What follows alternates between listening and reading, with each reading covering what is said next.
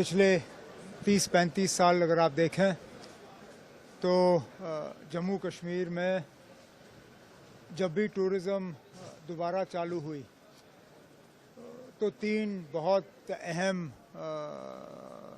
जगह हैं जहां से लोग कश्मीर आना पसंद करते हैं। गुजरात, महाराष्ट्र, वेस्ट बंगाल।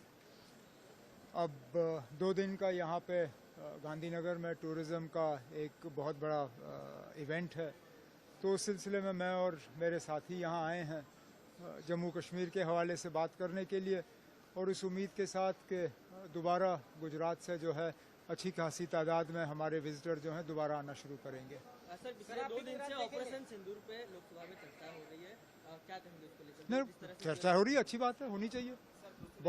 बहुत सी ऐसी चीज़ें हैं जिस पे केंद्र सरकार को जवाब देना होगा, खासकर जो जम्मू कश्मीर के लेफ्टिनेंट गवर्नर साहब ने कुछ दिन पहले ये स्वीकार किया कि पहलगाम में दोनों इंटेलिजेंस का फेलियर रहा और सिक्योरिटी का फेलियर रहा।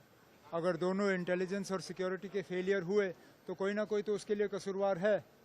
एक तरफ से जो आतंकवादियों के खिलाफ हमें कार्रवाई करनी थी वो तो हमने कर ली, जो 3 पाकिस्तानी जो हैं पहलगाम के हादसे के लिए जो है जिम्मेदार हैं उनको तो ख़त्म कर दिया गया है, लेकिन जो वहाँ पे इंटेलिजेंस और सिक्योरिटी का फेलियर रहा उस पर फ़िलहाल कोई कार्रवाई नहीं हुई है।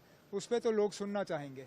सर, वो 3 आतंकी के बाद आज भी 2 आतंकियों को ढेर किया गया, सुबह से भी ऑपरेशन चालू है। अब वो तो चलिए ना, अब ये तो चलता रहेगा, लेकिन आपको तो ये सवाल उन लोगों से पूछना होगा जिन्होंने आपको 2019 में कहा था कि जम्मू कश्मीर से 370 हटने पे सारा आतंकवाद ख़त्म हो जाएगा। आज 370 को हटाए हुए लगभग 6 साल हो रहे हैं, आज भी आतंकवादी जो हैं वो मार गिराए जा रहे हैं।